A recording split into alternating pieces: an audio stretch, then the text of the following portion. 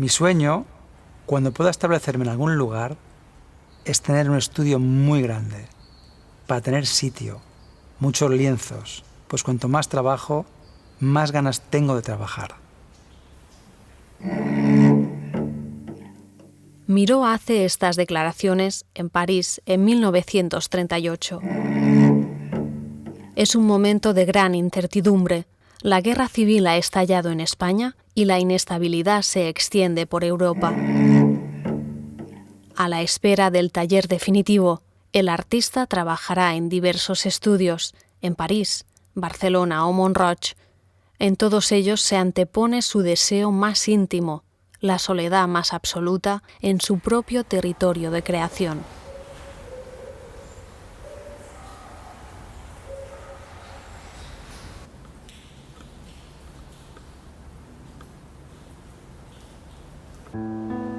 En 1954, con 60 años cumplidos, el pintor y su esposa compran unos terrenos a las afueras de la ciudad y sobre la bahía de Palma, Sonabrinas, donde nos encontramos ahora.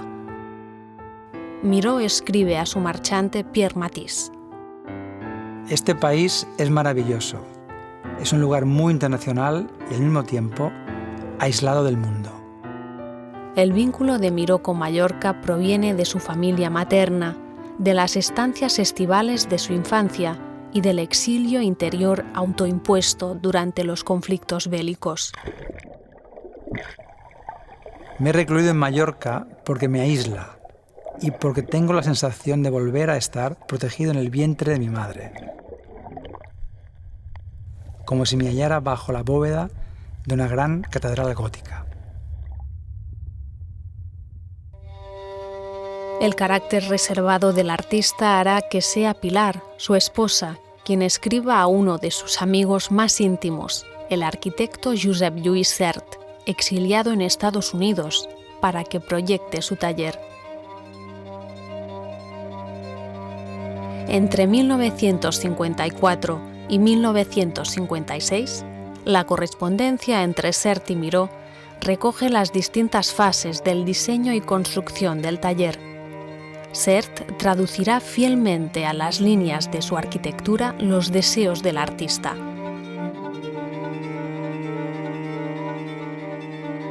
Los lucernarios de la cubierta abriéndose hacia el cielo, las texturas de los muros evocando la tierra. Frente al mar Mediterráneo, aquí se reúnen cielo y tierra, los dos polos de su universo.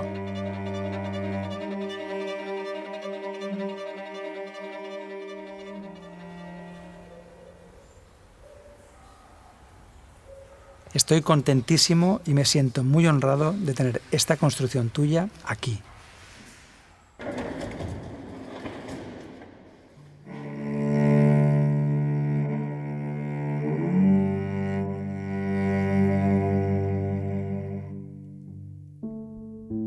En 1956, coincidiendo con el final de la obra del taller, el matrimonio se instala definitivamente en Sonabrinas. Por primera vez tenía espacio. Empecé a hacer mi autocrítica. Fue un choque, un lavado de cerebro.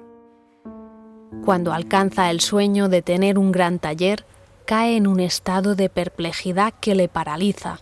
Un largo y silencioso paréntesis se abre entre el final de la obra proyectada por Sert y la primera pincelada mironiana.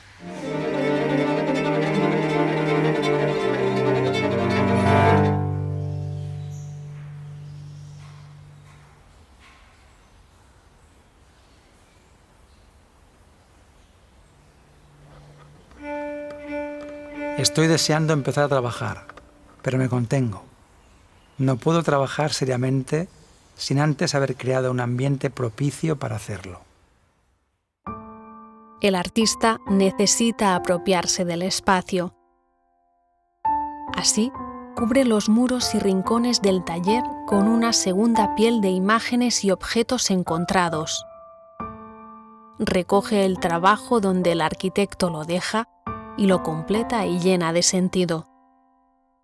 La arquitectura será el telón de fondo de los referentes iconográficos más dispares: cultura popular, arte precolombino y oriental, antiguas culturas del Mediterráneo, frescos medievales, moais de la isla de Pascua o insólitos objetos producto de la naturaleza. Hasta el más diminuto elemento ocupa un lugar único en el universo del taller. Y dominándolo todo desde el altillo, el sol de palma trenzada.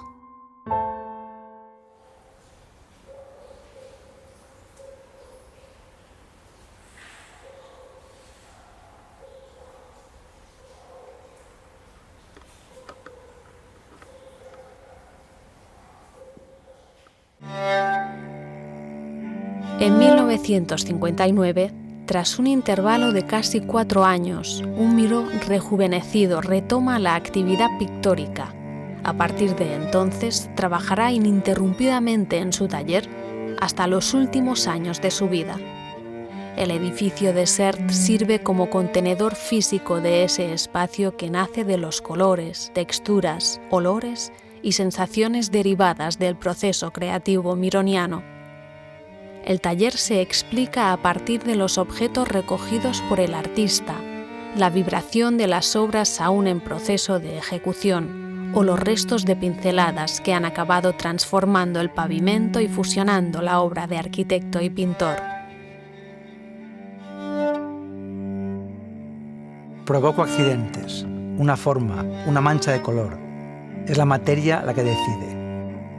Un garabato, para mí, será un punto de partida, un choque. Eso es para mí lo auténtico, esa mancha de color.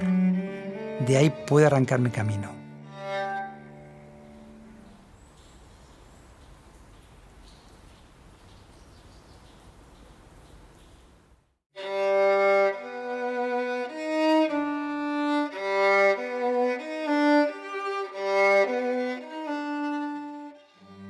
Tengo que trabajar por una necesidad física.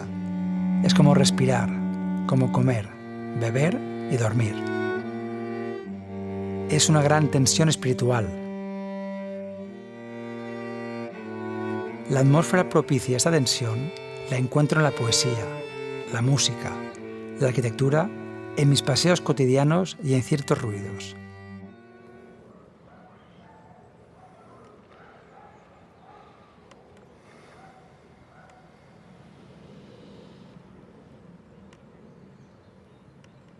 Me gusta el silencio. Trabajo absolutamente solo. Estoy en mi cueva.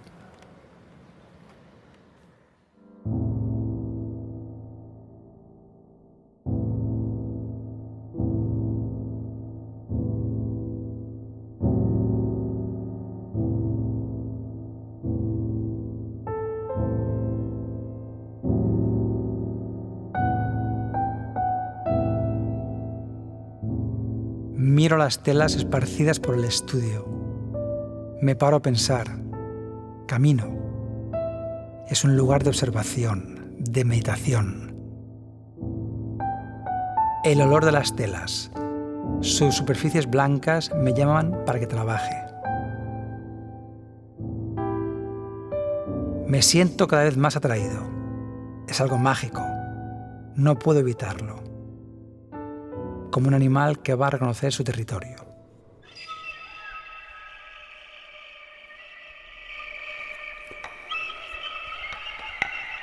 El viaje ha concluido. Por fin está solo, en su gran estudio tan largamente anhelado. Rodeado por bastidores en espera, lienzos en curso, centenares de dibujos, libros de poemas, utensilios de trabajo y fetiches cargados de historias.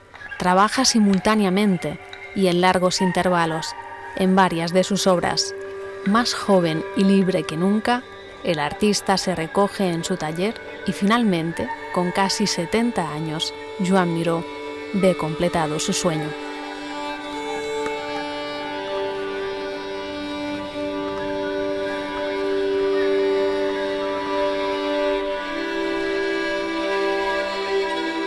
Deseo que todo quede tras de mí como esté cuando yo haya desaparecido.